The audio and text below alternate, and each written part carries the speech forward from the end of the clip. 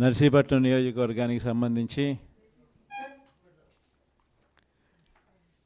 ఈరోజు ఇక్కడికి వచ్చిన మన ఎంపీటీసీలు, మన జెడ్పీటీసీలు, మీ అందరినీ కూడా ఇక్కడికి ఆహ్వానించడానికి కారణం బహుశా మీ అందరికీ కూడా తెలిసే ఉంటుంది. దాదాపుగా 90 చోట్ల ఎన్నికలు జరిగితే ఈ నర్సీపట్నం నియోజకవర్గంలో 62 చోట్ల మన వైఎస్ఆర్ కాంగ్రెస్ పార్టీనే గెలవడం జరిగింది. మామూలుగా అయితే జిల్లా వ్యాప్తంగా కూడా చూస్తే ఎమ్మెల్సీ ఎన్నికలు ఇవాళ జరుగుతూ ఉన్నాయి. ఈ స్థానిక సంస్థలలో గెలిచిన అభ్యర్థుల నుంచి వాళ్ళు ఓటు వేస్తే ఎమ్మెల్సీగా ఇక్కడ గెలవడం జరుగుతుంది. అలాంటప్పుడు మన పార్టీ తరఫున, మన పార్టీ బీఫామ్ మీద, మన పార్టీ జెండా మీద, మన పార్టీ తరఫున గెలిచిన వాళ్ళు దాదాపుగా 600 చిల్లర మంది మన పార్టీ తరఫున గెలిచిన వాళ్ళు ఉంటే, తెలుగుదేశం పార్టీ తరఫున గెలిచిన వాళ్ళు కేవలం 200 చిల్లర మాత్రమే ఉన్నారు. అంటే మనకు వాళ్లకు మధ్య తేడా 387 స్థానాలు మనకు వాళ్లకు మధ్య తేడా ఉంది. మరి ఇంత తేడా ఉన్నప్పుడు మామూలుగా ఎవరు పోటీ పెట్టకూడదు. ఎందుకనంటే ఈ ఎన్నికలు జరిగిందే ఆ పార్టీ గుర్తు మీద, ఆ పార్టీ సింబల్ మీద గెలిచిన వ్యక్తులు ఓటు వేసే ఎన్నిక ఈ ఎన్నిక. అలాంటప్పుడు మెజారిటీ లేనప్పుడు ఏ ఒక్కరూ కూడా పోటీ పెట్టడానికి అసలు ముందుకే రాకూడదు. ఎందుకనంటే మెజారిటీ లేనప్పుడు కూడా పోటీ పెట్టే కార్యక్రమం జరుగుతూ ఉంది అని అంటే దాని అర్థం ఏమిటి? అటువైపున వాళ్ళను కొనుగోలు చేసే కార్యక్రమంలో ముఖ్యమంత్రులుగా ఉన్న వ్యక్తులు గ్రీన్ సిగ్నల్ ఇస్తూ ఉన్నట్టు. నిజంగా ముఖ్యమంత్రిగా ఉన్న వ్యక్తి డెమోక్రసీని కాపాడాలి. నిజంగా ముఖ్యమంత్రిగా ఉన్న వ్యక్తి ఎక్కడైనా కూడా ధర్మం, న్యాయం అనే పదాలకు అర్థం తెలిసి ఉండాలి. ముఖ్యమంత్రిగా ఉన్న వ్యక్తి అడుగులు వేసేటప్పుడు సమాజం మనల్ని చూస్తూ ఉంది, మనం ఏం చేస్తూ ఉన్నాము, మనం చేసేది న్యాయము ధర్మంగా ఉందా లేదా అన్నది ఆలోచన చేసి అడుగులు వేయాలి. కానీ అన్ఫార్చునేట్గా చంద్రబాబు నాయుడు అనే ఒక దుర్మార్గుడితో యుద్ధం చేస్తూ ఉన్నాం. ఈ మనిషికి న్యాయం లేదు, ఈ మనిషికి ధర్మం లేదు. ఈ మనిషి తన స్వార్థం కోసం ఏమైనా చెబుతాడు, తన స్వార్థం కోసం ఏమైనా చేస్తాడు. అలాంటి వ్యక్తితో మనం యుద్ధం చేస్తూ ఉన్నాం. ఈరోజు జరగబోయే ఎన్నిక కూడా ఇంచుమించు అలాంటి ఎన్నికే జరగబోతూ ఉంది. ఈరోజు ఆశ్చర్యకరమైన విషయం ఏమిటంటే, రాష్ట్రంలో కూడా ఎన్నికలు జరిగినప్పుడు కూడా ఇదే మాదిరిగానే ప్రజలను మోసం చేసి తాను ముఖ్యమంత్రి అయ్యాడు. ఇదే మాదిరిగా ఎన్నికలప్పుడు నాకు కూడా చెప్పారు. ఆయన సూపర్ 6 అంటా ఉన్నాడు, ఆయన రైతులకు 20,000 అంటా అన్నాడు, మనం కూడా 25,000 చెప్తే బాయే కదా. ఆయన నీకు 15,000, నీకు 15,000, నీకు 15,000, నీకు 15,000 అని చెప్తా ఉన్నాడు. ఆ ఇంట్లో తల్లి కనపడితే నీకు 18,000 అని చెప్తా ఉన్నాడు. ఆ ఇంట్లో ముస్లాం ఎవరైనా బయటకు వస్తే నీకు 4,000 నెలకు, 48,000 నీకు అని చెప్తా ఉన్నాడు. మరి ఈ మాదిరిగా ఆయన ఆశ పెడుతూ, మభ్య పెడుతూ, మోసం చేస్తూ, ఈ మాదిరిగా ప్రతి ఇంటికి వాళ్ళ మనుషులను పంపించి వాళ్ళ ఎమ్మెల్యేల చేత, వాళ్ళ మనుషుల చేత ఈ మాదిరిగా క్యాంపెయిన్ చేయిస్తూ ఉన్నారు. ఇంత అబద్ధాలను క్యాంపెయిన్ తట్టుకొని మనం కూడా చేయగలుగుతామా ఎన్నికలు? మనం ఎన్నికలు చేయలేము. ఈ మాదిరిగా మీరు కూడా కాస్త కూస్తూ ఆ మాదిరిగా చెప్పే కార్యక్రమం మీరు కూడా ముందుకు రావాలి అని చెప్పి కూడా నా మీద కూడా చాలా ఒత్తిడి తీసుకొచ్చారు. మన వాళ్ళే, దగ్గర వాళ్ళే, నా కోసమే, మన పార్టీ కోసమే అనే భావనతోనే వాళ్ళంతా కూడా నాకు సలహాలు ఇచ్చారు. కానీ నేను ఒకటే చెప్పిన, మనం అబద్ధాలు చెప్పి ఆ కిరీటం మనం నెత్తిన పెట్టుకుంటే మాత్రం మనకేం సాటిస్ఫాక్షన్ ఉంటుంది? సరే అవుతాము, ముఖ్యమంత్రి స్థానంలో కూర్చుంటాము. అయిన తర్వాత రేపు పొద్దున మళ్ళీ జగన్ చెప్పినాడు, అని మీరు ప్రతి ఒక్కరూ కూడా వైఎస్ఆర్ కాంగ్రెస్ పార్టీ అభ్యర్థులుగా చిన్న చిన్న కార్యకర్తల దగ్గర నుంచి మొదలు పెడితే ఎమ్మెల్యేల దాకా మీరంతా కూడా మళ్ళీ గ్రామాలు తిరుగుతారు. తిరిగినప్పుడు మీ పార్టీ చెప్పింది, మీ జగన్ చెప్పినాడు ఇవన్నీ చేయాలి, ఇవన్నీ చేస్తాను అని చెప్పి, మరి అవన్నీ చేశాడా, అబద్ధాలు చెప్పి మోసం చేశాడు కదా అని చెప్పే మాట మీలో ఏ ఒక్కరూ అనిపించుకోకూడదు అని కాలర్ ఎగిరేసి మా పార్టీలో ఉన్న ఏ కార్యకర్త అయినా కూడా, మా పార్టీలో ఉన్న ఏ నాయకుడైనా కూడా ఒక మాట చెప్తే ఆ మాట మీద నిలబడతాం అన్న నమ్మకం, భరోసానే వైఎస్ఆర్ కాంగ్రెస్ పార్టీ అని చెప్పి కాలర్ ఎగిరేసి చెప్పుకునే పరిస్థితి ప్రతి గ్రామంలో ప్రతి కార్యకర్తకు ఉండాలి. దానికోసమే నేను తాపత్రయపడ్డా. అందుకే అబద్ధాలు చెప్పలేకపోయాం. మనం 2019కి ముందు చంద్రబాబు నాయుడు ఇదే మాదిరిగానే 2014లో ఇదే మాదిరిగా చెప్పాడు. అప్పుడు రైతులకు రుణాలు మాఫీ అన్నాడు, పొదుపు సంఘాల అక్కచెల్లెమ్మలకు రుణాలు మాఫీ అన్నాడు, ఇంటింటికి ఉద్యోగం ఇవ్వకపోతే 2000 రూపాయలు నిరుద్యోగ భృతి అన్నాడు. ఇవన్నీ రకరకాలుగా ఆయన కూడా చెప్పుకుంటూ వచ్చాడు. ఆ రోజుల్లో రుణమాఫీ చెప్పమని చెప్పి నా మీద కూడా ఒత్తిడి వచ్చింది. ఆ రోజుల్లో చేయలేంది చెప్పలేము అని మనం చెప్పలా. ఆ తర్వాత ఎన్నికలు అయిపోయాయి, చంద్రబాబు నాయుడు ప్రభుత్వం వచ్చిన తర్వాత ఆయన అన్ని రకాలుగా అబద్ధాలు చెప్పాడు, మోసం చేశాడు అని ప్రజలకు అర్థమైంది. 2019లో ఆయన డిపాజిట్లు లేకుండా కూడా ఆయన పూర్తిగా పక్కన కూర్చోబెట్టారు. 2019లో మళ్ళీ మన పార్టీ అధికారంలోకి వచ్చిన తర్వాత ఈ రోజుకి కూడా నేను చెప్తా ఉన్నా, ఈ రోజుకి కూడా గర్వంగా మన పార్టీ నాయకులు ప్రతి ఇంటికి పోగలుగుతాము, ప్రతి గ్రామంలోనూ కాలర్ ఎగరేసుకొని తిరగలుగుతాం. మా పార్టీ ఎన్నికల మేనిఫెస్టోలో ఏదైతే చెప్పిందో దాన్ని ఒక బైబిల్గా భావించాం, ఒక ఖురాన్గా భావించాం, ఒక భగవద్గీతగా భావించాం. చెప్పిన ప్రతి పథకము క్యాలెండర్ ఇచ్చి, సంవత్సరం పొడుగునా ఏ నెలలో ఏ పథకం ఇస్తామో క్యాలెండర్ ఇచ్చి, ఆ క్యాలెండర్ చొప్పున మా నాయకుడు బటన్లు నొక్కాడు. నేరుగా మీ ఇంటికే వచ్చే కార్యక్రమం మా వైఎస్ఆర్ కాంగ్రెస్ పార్టీ పాలనలో జరిగింది అని గర్వంగా చెప్పుకునే కార్యక్రమం మనం చేయగలిగాము అని చెప్పి ఇవాళకి చెప్పగలుగుతాం. ఎప్పుడైనా కూడా ఒకటి గుర్తుపెట్టుకోండి, రాజకీయాలలో ఎప్పుడైనా కూడా ఎవరైనా కూడా ఎదగాలనుకుంటే కష్టకాలం వచ్చినప్పుడు ఆ కష్టాలలో మనం ఎలా ప్రవర్తించాము అన్నది ప్రజలు చూస్తూ ఉంటారు. ఆ ప్రజలే మనకు శ్రీరామ రక్షగా తోడుగా ఉంటారు. దయచేసి మీ అందరికీ కూడా నేను ఒకటి చెప్తా ఉన్నా, రాజకీయాలలో విలువలు ఉండాలి. రాజకీయాలలో ఉన్నప్పుడు విశ్వసనీయత అన్న పదానికి అర్థం తెలిసి ఉండాలి. కష్టాలు వస్తాయి, కష్టాలు రాకుండా ఏ సృష్టి ఉండదు. కానీ ఒక చీకటి వచ్చిన తర్వాత ఖచ్చితంగా పగలు రాక తప్పదు. చీకటి వచ్చిన తర్వాత మళ్ళీ వెలుతురు రాక తప్పదు.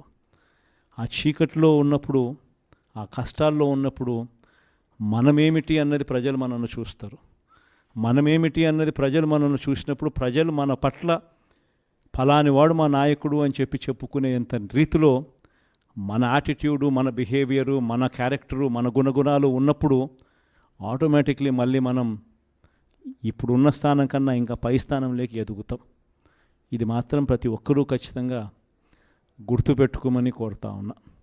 మీ అందరికీ నేను ఒకటే చెప్తా ఉన్నా, జగన్ గురించి మాట్లాడాల్సి వస్తే ఎక్కడైనా ఏ ఇంట్లో అయినా కానీ ఎవరైనా ఏం మాట్లాడతారనంటే, జగన్ బాగా చూసుకున్నాడబ్బా, జగన్ మా అందరికీ పలావ్ పెట్టాడు, బాగా చూసుకున్నాడు.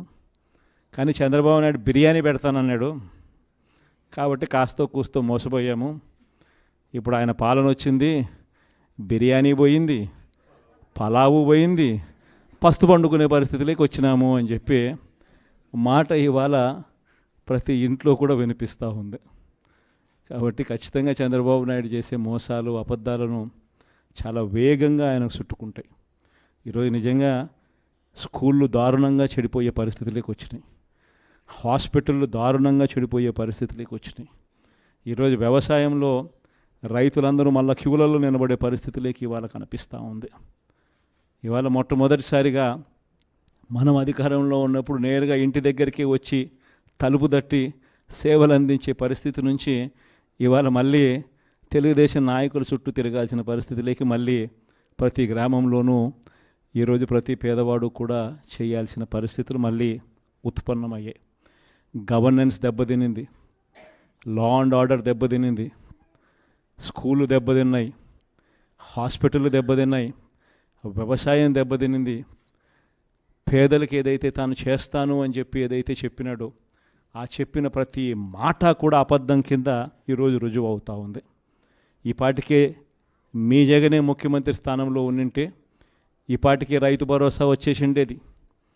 మీ జగనే ముఖ్యమంత్రిగా ఉండింటే ఈ పాటికే అమ్మఒడి వచ్చేసి ఉండేది.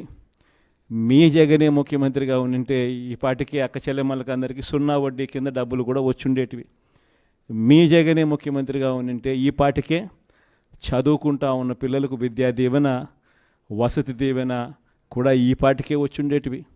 మీ జగనే ముఖ్యమంత్రిగా ఉండింటే ఈ పాటికే మత్స్యకార భరోసా కూడా అంది ఉండేటివి. మీ జగనే ముఖ్యమంత్రిగా ఉండింటే క్యాలెండర్ ప్రకారం ఈ పాటికే ఇవన్నీ పథకాలు వచ్చి ఉండేటివి.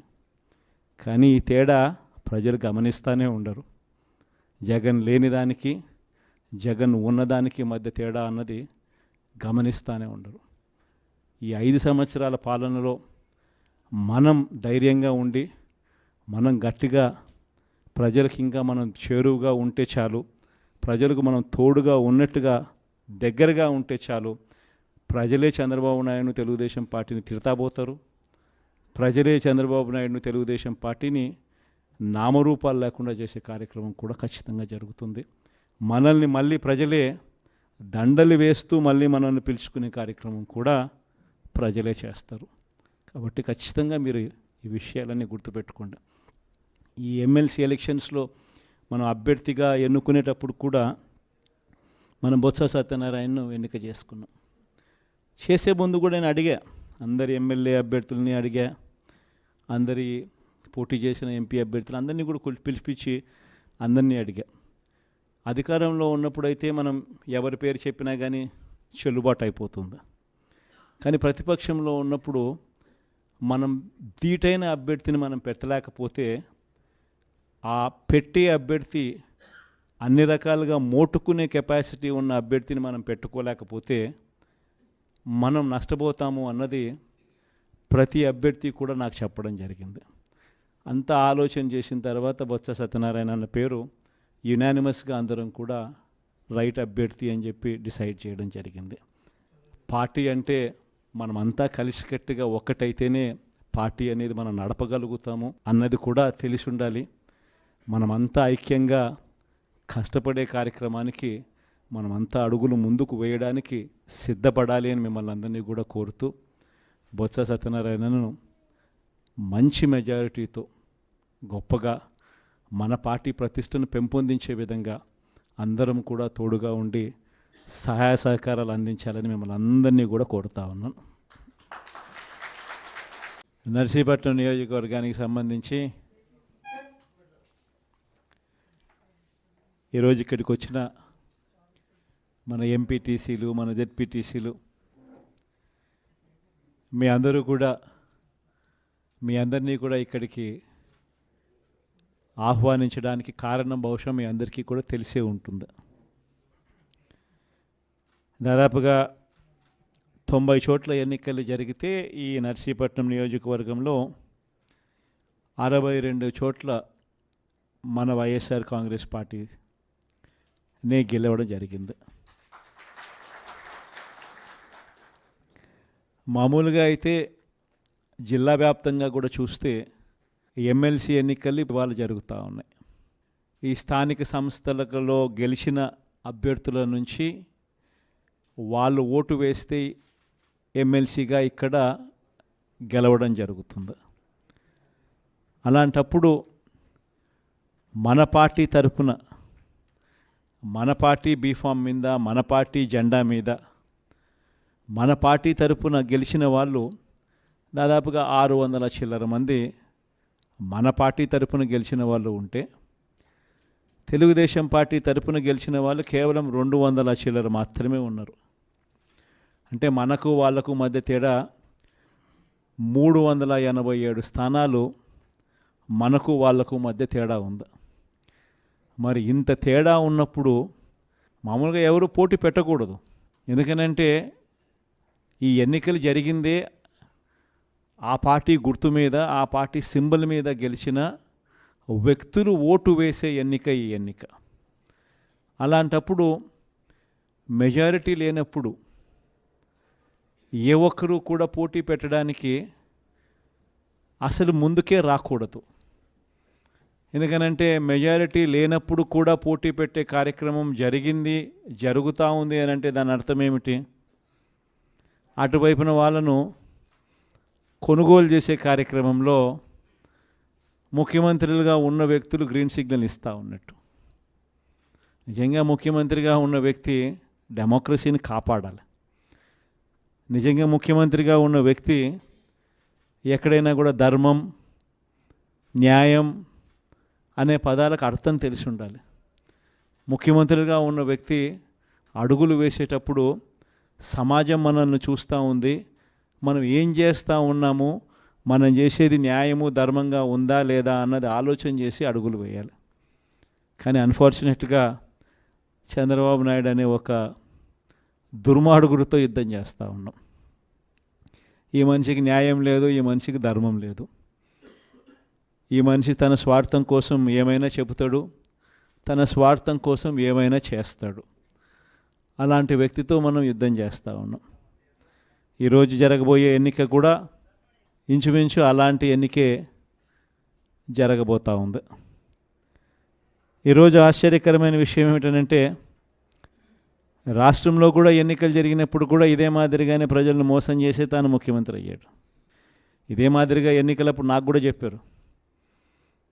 ఆయన సూపర్ 6 అంటా ఉన్నాడు, ఆయన రైతులకు 20,000 అంటా అన్నాడు, మనం కూడా 25,000 చెప్తే బాయే కదా. ఆయన నీకు 15,000, నీకు 15,000, నీకు 15,000, నీకు 15,000 అని చెప్తా ఉన్నాడు. ఆ ఇంట్లో తల్లి కనపడితే నీకు 18,000 అని చెప్తా ఉన్నాడు. ఆ ఇంట్లో ముస్లాం ఎవరైనా బయటకు వస్తే నీకు 4,000 నెలకు, 48,000 నీకు అని చెప్తా ఉన్నాడు. మరి ఇంత మాదిరిగా ఈ మాదిరిగా ఆయన ఆశ పెడుతూ, మభ్య పెడుతూ, మోసం చేస్తూ, ఈ మాదిరిగా ప్రతి ఇంటికి వాళ్ళ మనుషులను పంపించి వాళ్ళ ఎమ్మెల్యేల చేత, వాళ్ళ మనుషుల చేత ఈ మాదిరిగా క్యాంపెయిన్ చేయిస్తూ ఉన్నారు. ఇంత అబద్ధాలను క్యాంపెయిన్ తట్టుకొని మనం కూడా చేయగలుగుతామా ఎన్నికలు? మనం ఎన్నికలు చేయలేము ఈ మాదిరిగా. మీరు కూడా కాస్త కూస్తూ ఆ మాదిరిగా చెప్పే కార్యక్రమం మీరు కూడా ముందుకు రావాలి అని చెప్పి కూడా నా మీద కూడా చాలా ఒత్తిడి తీసుకొచ్చారు. మన వాళ్ళే, దగ్గర వాళ్ళే, నా కోసమే, మన పార్టీ కోసమే అనే భావనతోనే వాళ్ళంతా కూడా నాకు సలహాలు ఇచ్చారు. కానీ నేను ఒకటే చెప్పిన, మనం అబద్ధాలు చెప్పి ఆ కిరీటం మనం నెత్తిన పెట్టుకుంటే మాత్రం మనకేం సాటిస్ఫాక్షన్ ఉంటుంది? సరే అవుతాము, ముఖ్యమంత్రి స్థానంలో కూర్చుంటాము. అయిన తర్వాత రేపు పొద్దున మళ్ళీ జగన్ చెప్పినాడు అని మీరు ప్రతి ఒక్కరూ కూడా వైఎస్ఆర్ కాంగ్రెస్ పార్టీ అభ్యర్థులుగా చిన్న చిన్న కార్యకర్తల దగ్గర నుంచి మొదలు పెడితే ఎమ్మెల్యేల దాకా మీరంతా కూడా మళ్ళీ గ్రామాలు తిరుగుతారు. తిరిగినప్పుడు మీ పార్టీ చెప్పింది, మీ జగన్ చెప్పినాడు ఇవన్నీ చేయాలి, ఇవన్నీ చేస్తాను అని చెప్పి, మరి అవన్నీ చేశాడా, అబద్ధాలు చెప్పి మోసం చేశాడు కదా అని చెప్పే మాట మీలో ఏ ఒక్కరూ అనిపించుకోకూడదు అని కాలర్ ఎగిరేసి మా పార్టీలో ఉన్న ఏ కార్యకర్త అయినా కూడా, మా పార్టీలో ఉన్న ఏ నాయకుడైనా కూడా ఒక మాట చెప్తే ఆ మాట మీద నిలబడతాం అన్న నమ్మకం, భరోసానే వైఎస్ఆర్ కాంగ్రెస్ పార్టీ అని చెప్పి కాలర్ ఎగిరేసి చెప్పుకునే పరిస్థితి ప్రతి గ్రామంలో ప్రతి కార్యకర్తకు ఉండాలి. దానికోసమే నేను తాపత్రయపడ్డా. అందుకే అబద్ధాలు చెప్పలేకపోయాం. మనం 2019కి ముందు చంద్రబాబు నాయుడు ఇదే మాదిరిగానే 2014లో ఇదే మాదిరిగా చెప్పాడు. అప్పుడు రైతులకు రుణాలు మాఫీ అన్నాడు, పొదుపు సంఘాల అక్క చెల్లెమ్మలకు రుణాలు మాఫీ అన్నాడు, ఇంటింటికి ఉద్యోగం ఇవ్వకపోతే 2,000 రూపాయలు నిరుద్యోగ భృతి అన్నాడు. ఇవన్నీ రకరకాలుగా ఆయన కూడా చెప్పుకుంటూ వచ్చాడు. ఆ రోజుల్లో రుణమాఫీ చెప్పమని చెప్పి నా మీద కూడా ఒత్తిడి వచ్చింది. ఆ రోజుల్లో చేయలేంది చెప్పలేము అని మనం చెప్పలా. ఆ తర్వాత ఎన్నికలు అయిపోయాయి, చంద్రబాబు నాయుడు ప్రభుత్వం వచ్చిన తర్వాత ఆయన అన్ని రకాలుగా అబద్ధాలు చెప్పాడు, మోసం చేశాడు అని ప్రజలకు అర్థమైంది. 2019లో ఆయన డిపాజిట్లు లేకుండా కూడా ఆయన పూర్తిగా పక్కన కూర్చోబెట్టారు. 2019లో మళ్ళీ మన పార్టీ అధికారంలోకి వచ్చిన తర్వాత ఈ రోజుకి కూడా నేను చెప్తా ఉన్నా, ఈరోజుకి కూడా గర్వంగా మన పార్టీ నాయకులు ప్రతి ఇంటికి పోగలుగుతాము, ప్రతి గ్రామంలోనూ కాలర్ ఎగరేసుకొని తిరగలుగుతాం. మా పార్టీ ఎన్నికల మేనిఫెస్టోలో ఏదైతే చెప్పిందో దాన్ని ఒక బైబిల్గా భావించాం, ఒక ఖురాన్గా భావించాం, ఒక భగవద్గీతగా భావించాం.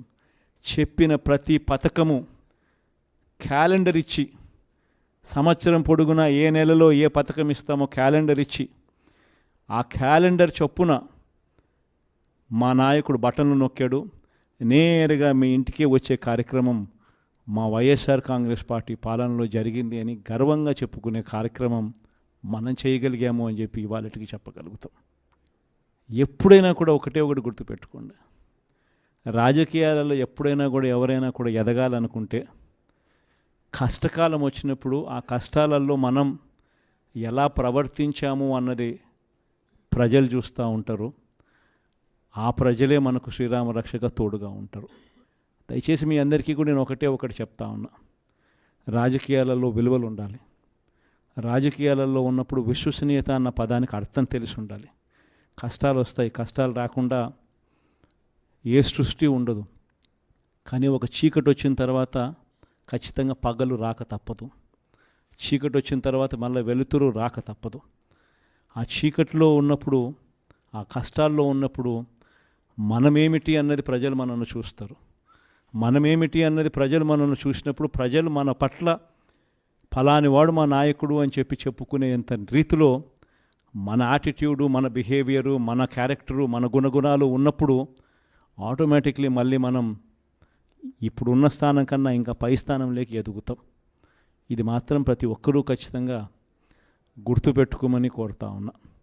మీ అందరికీ నేను ఒకటే చెప్తా ఉన్నా, జగన్ గురించి మాట్లాడాల్సి వస్తే ఎక్కడైనా ఏ ఇంట్లో అయినా కానీ ఎవరైనా ఏం మాట్లాడతారనంటే, జగన్ బాగా చూసుకున్నాడబ్బా, జగన్ మా అందరికీ పలావ్ పెట్టాడు, బాగా చూసుకున్నాడు.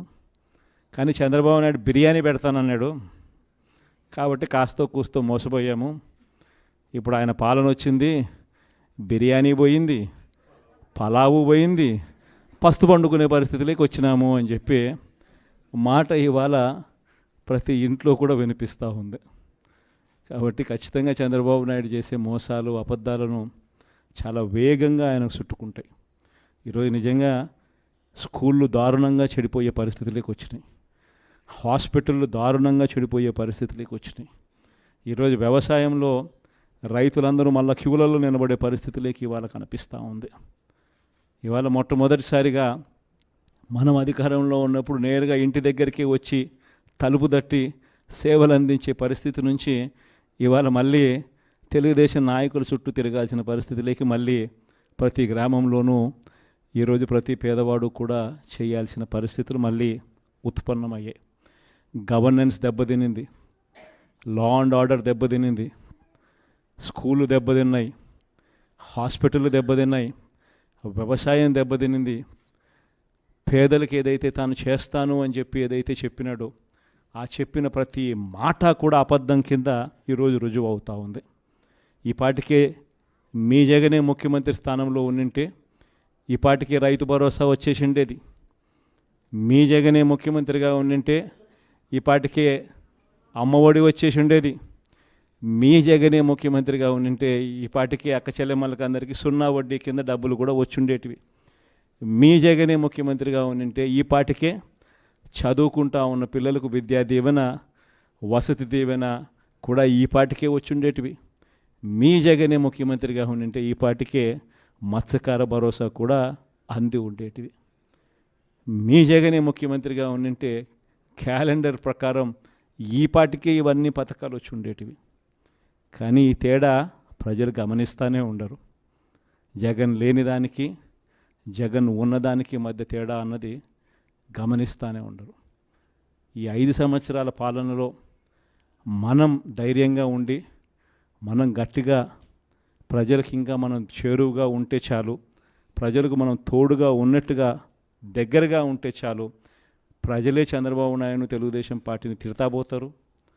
ప్రజలే చంద్రబాబు నాయుడును తెలుగుదేశం పార్టీని నామరూపాలు లేకుండా చేసే కార్యక్రమం కూడా ఖచ్చితంగా జరుగుతుంది. మనల్ని మళ్ళీ ప్రజలే దండలు వేస్తూ మళ్ళీ మనల్ని పిలుచుకునే కార్యక్రమం కూడా ప్రజలే చేస్తారు. కాబట్టి ఖచ్చితంగా మీరు ఈ విషయాలన్నీ గుర్తుపెట్టుకోండి. ఈ ఎమ్మెల్సీ ఎలక్షన్స్లో మనం అభ్యర్థిగా ఎన్నుకునేటప్పుడు కూడా మనం బొత్స సత్యనారాయణను ఎన్నిక చేసుకున్నాం. చేసే ముందు కూడా నేను అడిగా, అందరి ఎమ్మెల్యే అభ్యర్థులని అడిగా, అందరి పోటీ చేసిన ఎంపీ అభ్యర్థులు అందరినీ కూడా పిలిపించి అందరినీ అడిగా. అధికారంలో ఉన్నప్పుడైతే మనం ఎవరి పేరు చెప్పినా కానీ చెల్లుబాటు అయిపోతుంది. కానీ ప్రతిపక్షంలో ఉన్నప్పుడు మనం ధీటైన అభ్యర్థిని మనం పెట్టలేకపోతే ఆ పెట్టే అభ్యర్థి అన్ని రకాలుగా మోటుకునే కెపాసిటీ ఉన్న అభ్యర్థిని మనం పెట్టుకోలేకపోతే మనం నష్టపోతాము అన్నది ప్రతి అభ్యర్థి కూడా నాకు చెప్పడం జరిగింది. అంతా ఆలోచన చేసిన తర్వాత బొత్స సత్యనారాయణ అన్న పేరు యునానిమస్గా అందరం కూడా రైట్ అభ్యర్థి అని చెప్పి డిసైడ్ చేయడం జరిగింది. పార్టీ అంటే మనమంతా కలిసికట్టుగా ఒక్కటైతేనే పార్టీ అనేది మనం నడపగలుగుతాము అన్నది కూడా తెలిసి ఉండాలి. మనమంతా ఐక్యంగా కష్టపడే కార్యక్రమానికి మనమంతా అడుగులు ముందుకు వేయడానికి సిద్ధపడాలి అని మిమ్మల్ని అందరినీ కూడా కోరుతూ బొత్స సత్యనారాయణను మంచి మెజారిటీతో గొప్పగా మన పార్టీ ప్రతిష్టను పెంపొందించే విధంగా అందరం కూడా తోడుగా ఉండి సహాయ సహకారాలు అందించాలని మిమ్మల్ని అందరినీ కూడా కోరుతా ఉన్నాను. నర్సీపట్నం నియోజకవర్గానికి సంబంధించి ఈరోజు ఇక్కడికి వచ్చిన మన ఎంపీటీసీలు, మన జెడ్పీటీసీలు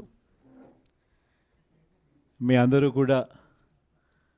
అందరినీ కూడా ఇక్కడికి ఆహ్వానించడానికి కారణం బహుశా మీ అందరికీ కూడా తెలిసే ఉంటుంది.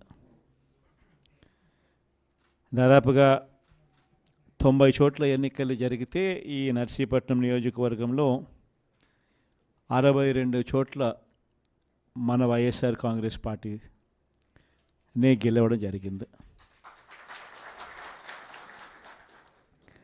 మామూలుగా అయితే జిల్లా వ్యాప్తంగా కూడా చూస్తే ఎమ్మెల్సీ ఎన్నికలు ఇవాళ జరుగుతూ ఉన్నాయి. ఈ స్థానిక సంస్థలలో గెలిచిన అభ్యర్థుల నుంచి వాళ్ళు ఓటు వేస్తే ఎమ్మెల్సీగా ఇక్కడ గెలవడం జరుగుతుంది. అలాంటప్పుడు మన పార్టీ తరఫున, మన పార్టీ బీఫామ్ మీద, మన పార్టీ జెండా మీద మన పార్టీ తరఫున గెలిచిన వాళ్ళు దాదాపుగా 600 చిల్లర మంది మన పార్టీ తరఫున గెలిచిన వాళ్ళు ఉంటే, తెలుగుదేశం పార్టీ తరఫున గెలిచిన వాళ్ళు కేవలం 200 చిల్లర మాత్రమే ఉన్నారు. అంటే మనకు వాళ్లకు మధ్య తేడా 387 స్థానాలు మనకు వాళ్లకు మధ్య తేడా ఉంది. మరి ఇంత తేడా ఉన్నప్పుడు మామూలుగా ఎవరు పోటీ పెట్టకూడదు. ఎందుకనంటే ఈ ఎన్నికలు జరిగిందే ఆ పార్టీ గుర్తు మీద, ఆ పార్టీ సింబల్ మీద గెలిచిన వ్యక్తులు ఓటు వేసే ఎన్నిక ఈ ఎన్నిక. అలాంటప్పుడు మెజారిటీ లేనప్పుడు ఏ ఒక్కరూ కూడా పోటీ పెట్టడానికి అసలు ముందుకే రాకూడదు. ఎందుకనంటే మెజారిటీ లేనప్పుడు కూడా పోటీ పెట్టే కార్యక్రమం జరుగుతూ ఉంది అని అంటే దాని అర్థం ఏమిటి? అటువైపున వాళ్ళను కొనుగోలు చేసే కార్యక్రమంలో ముఖ్యమంత్రులుగా ఉన్న వ్యక్తులు గ్రీన్ సిగ్నల్ ఇస్తూ ఉన్నట్టు. నిజంగా ముఖ్యమంత్రిగా ఉన్న వ్యక్తి డెమోక్రసీని కాపాడాలి. నిజంగా ముఖ్యమంత్రిగా ఉన్న వ్యక్తి ఎక్కడైనా కూడా ధర్మం, న్యాయం అనే పదాలకు అర్థం తెలిసి ఉండాలి. ముఖ్యమంత్రిగా ఉన్న వ్యక్తి అడుగులు వేసేటప్పుడు సమాజం మనల్ని చూస్తూ ఉంది, మనం ఏం చేస్తూ ఉన్నాము, మనం చేసేది న్యాయము ధర్మంగా ఉందా లేదా అన్నది ఆలోచన చేసి అడుగులు వేయాలి. కానీ అన్ఫార్చునేట్గా చంద్రబాబు నాయుడు అనే ఒక దుర్మార్గుడితో యుద్ధం చేస్తూ ఉన్నాం. ఈ మనిషికి న్యాయం లేదు, ఈ మనిషికి ధర్మం లేదు. ఈ మనిషి తన స్వార్థం కోసం ఏమైనా చెబుతాడు, తన స్వార్థం కోసం ఏమైనా చేస్తాడు. అలాంటి వ్యక్తితో మనం యుద్ధం చేస్తూ ఉన్నాం. ఈరోజు జరగబోయే ఎన్నిక కూడా ఇంచుమించు అలాంటి ఎన్నికే జరగబోతూ ఉంది. ఈరోజు ఆశ్చర్యకరమైన విషయం ఏమిటంటే రాష్ట్రంలో కూడా ఎన్నికలు జరిగినప్పుడు కూడా ఇదే మాదిరిగానే ప్రజలను మోసం చేసే తాను ముఖ్యమంత్రి అయ్యాడు. ఇదే మాదిరిగా ఎన్నికలప్పుడు నాకు కూడా చెప్పారు. ఆయన సూపర్ 6 అంటా ఉన్నాడు, ఆయన రైతులకు 20,000 అంటా అన్నాడు, మనం కూడా 25,000 చెప్తే బాయే కదా. ఆయన నీకు 15,000, నీకు 15,000, నీకు 15,000, నీకు 15,000 అని చెప్తా ఉన్నాడు. ఆ ఇంట్లో తల్లి కనపడితే నీకు 18,000 అని చెప్తా ఉన్నాడు. ఆ ఇంట్లో ముస్లాం ఎవరైనా బయటకు వస్తే నీకు 4,000 నెలకు, 48,000 నీకు అని చెప్తా ఉన్నాడు. మరి ఇంత మాదిరిగా ఈ మాదిరిగా ఆయన ఆశ పెడుతూ, మభ్య పెడుతూ, మోసం చేస్తూ, ఈ మాదిరిగా ప్రతి ఇంటికి వాళ్ళ మనుషులను పంపించి వాళ్ళ ఎమ్మెల్యేల చేత, వాళ్ళ మనుషుల చేత ఈ మాదిరిగా క్యాంపెయిన్ చేయిస్తూ ఉన్నారు. ఇంత అబద్ధాలను క్యాంపెయిన్ తట్టుకొని మనం కూడా చేయగలుగుతామా ఎన్నికలు? మనం ఎన్నికలు చేయలేము ఈ మాదిరిగా. మీరు కూడా కాస్త కూస్తూ ఆ మాదిరిగా చెప్పే కార్యక్రమం మీరు కూడా ముందుకు రావాలి అని చెప్పి కూడా నా మీద కూడా చాలా ఒత్తిడి తీసుకొచ్చారు. మన వాళ్ళే, దగ్గర వాళ్ళే, నా కోసమే, మన పార్టీ కోసమే అనే భావనతోనే వాళ్ళంతా కూడా నాకు సలహాలు ఇచ్చారు. కానీ నేను ఒకటే చెప్పిన, మనం అబద్ధాలు చెప్పి ఆ కిరీటం మనం నెత్తిన పెట్టుకుంటే మాత్రం మనకేం సాటిస్ఫాక్షన్ ఉంటుంది? సరే అవుతాము, ముఖ్యమంత్రి స్థానంలో కూర్చుంటాము, అయిన తర్వాత రేపు పొద్దున మళ్ళీ జగన్ చెప్పినాడు అని మీరు ప్రతి ఒక్కరూ కూడా వైఎస్ఆర్ కాంగ్రెస్ పార్టీ అభ్యర్థులుగా చిన్న చిన్న కార్యకర్తల దగ్గర నుంచి మొదలు పెడితే ఎమ్మెల్యేల దాకా మీరంతా కూడా మళ్ళీ గ్రామాలు తిరుగుతారు. తిరిగినప్పుడు మీ పార్టీ చెప్పింది, మీ జగన్ చెప్పినాడు ఇవన్నీ చేయాలి, ఇవన్నీ చేస్తాను అని చెప్పి, మరి అవన్నీ చేశాడా, అబద్ధాలు చెప్పి మోసం చేశాడు కదా అని చెప్పే మాట మీలో ఏ ఒక్కరూ అనిపించుకోకూడదు అని కాలర్ ఎగిరేసి మా పార్టీలో ఉన్న ఏ కార్యకర్త అయినా కూడా, మా పార్టీలో ఉన్న ఏ నాయకుడైనా కూడా ఒక మాట చెప్తే ఆ మాట మీద నిలబడతాం అన్న నమ్మకం, భరోసానే వైఎస్ఆర్ కాంగ్రెస్ పార్టీ అని చెప్పి కాలర్ ఎగిరేసి చెప్పుకునే పరిస్థితి ప్రతి గ్రామంలో ప్రతి కార్యకర్తకు ఉండాలి. దానికోసమే నేను తాపత్రయపడ్డా. అందుకే అబద్ధాలు చెప్పలేకపోయాం. మనం 2019కి ముందు చంద్రబాబు నాయుడు ఇదే మాదిరిగానే 2014లో ఇదే మాదిరిగా చెప్పాడు. అప్పుడు రైతులకు రుణాలు మాఫీ అన్నాడు, పొదుపు సంఘాల అక్కచెల్లెమ్మలకు రుణాలు మాఫీ అన్నాడు, ఇంటింటికి ఉద్యోగం ఇవ్వకపోతే 2,000 రూపాయలు నిరుద్యోగ భృతి అన్నాడు. ఇవన్నీ రకరకాలుగా ఆయన కూడా చెప్పుకుంటూ వచ్చాడు. ఆ రోజుల్లో రుణమాఫీ చెప్పమని చెప్పి నా మీద కూడా ఒత్తిడి వచ్చింది. ఆ రోజుల్లో చేయలేంది చెప్పలేము అని మనం చెప్పలా. ఆ తర్వాత ఎన్నికలు అయిపోయాయి, చంద్రబాబు నాయుడు ప్రభుత్వం వచ్చిన తర్వాత ఆయన అన్ని రకాలుగా అబద్ధాలు చెప్పాడు, మోసం చేశాడు అని ప్రజలకు అర్థమైంది. 2019లో ఆయన డిపాజిట్లు లేకుండా కూడా ఆయన పూర్తిగా పక్కన కూర్చోబెట్టారు. 2019లో మళ్ళీ మన పార్టీ అధికారంలోకి వచ్చిన తర్వాత ఈ రోజుకి కూడా నేను చెప్తా ఉన్నా, ఈ రోజుకి కూడా గర్వంగా మన పార్టీ నాయకులు ప్రతి ఇంటికి పోగలుగుతాము, ప్రతి గ్రామంలోనూ కాలర్ ఎగరేసుకొని తిరగలుగుతాం. మా పార్టీ ఎన్నికల మేనిఫెస్టోలో ఏదైతే చెప్పిందో దాన్ని ఒక బైబిల్గా భావించాం, ఒక ఖురాన్గా భావించాం, ఒక భగవద్గీతగా భావించాం. చెప్పిన ప్రతి పథకము క్యాలెండర్ ఇచ్చి, సంవత్సరం పొడుగునా ఏ నెలలో ఏ పథకం ఇస్తామో క్యాలెండర్ ఇచ్చి, ఆ క్యాలెండర్ చొప్పున మా నాయకుడు బటన్లు నొక్కాడు. నేరుగా మీ ఇంటికి వచ్చే కార్యక్రమం మా వైఎస్ఆర్ కాంగ్రెస్ పార్టీ పాలనలో జరిగింది అని గర్వంగా చెప్పుకునే కార్యక్రమం మనం చేయగలిగాము అని చెప్పి ఇవాళకి చెప్పగలుగుతాం. ఎప్పుడైనా కూడా ఒకటి గుర్తుపెట్టుకోండి, రాజకీయాలలో ఎప్పుడైనా కూడా ఎవరైనా కూడా ఎదగాలనుకుంటే కష్టకాలం వచ్చినప్పుడు ఆ కష్టాలలో మనం ఎలా ప్రవర్తించాము అన్నది ప్రజలు చూస్తూ ఉంటారు. ఆ ప్రజలే మనకు శ్రీరామ రక్షగా తోడుగా ఉంటారు. దయచేసి మీ అందరికీ కూడా నేను ఒకటి చెప్తా ఉన్నా, రాజకీయాలలో విలువలు ఉండాలి. రాజకీయాలలో ఉన్నప్పుడు విశ్వసనీయత అన్న పదానికి అర్థం తెలిసి ఉండాలి. కష్టాలు వస్తాయి, కష్టాలు రాకుండా ఏ సృష్టి ఉండదు. కానీ ఒక చీకటి వచ్చిన తర్వాత ఖచ్చితంగా పగలు రాక తప్పదు. చీకటి వచ్చిన తర్వాత మళ్ళీ వెలుతురు రాక తప్పదు. ఆ చీకటిలో ఉన్నప్పుడు, ఆ కష్టాల్లో ఉన్నప్పుడు మనమేమిటి అన్నది ప్రజలు మనల్ని చూస్తారు. మనమేమిటి అన్నది ప్రజలు మనల్ని చూసినప్పుడు ప్రజలు మన పట్ల ఫలాని వాడు మా నాయకుడు అని చెప్పి చెప్పుకునేంత రీతిలో మన యాటిట్యూడు, మన బిహేవియరు, మన క్యారెక్టరు, మన గుణగుణాలు ఉన్నప్పుడు ఆటోమేటిక్లీ మళ్ళీ మనం ఇప్పుడున్న స్థానం కన్నా ఇంకా పై స్థానంలోకి ఎదుగుతాం.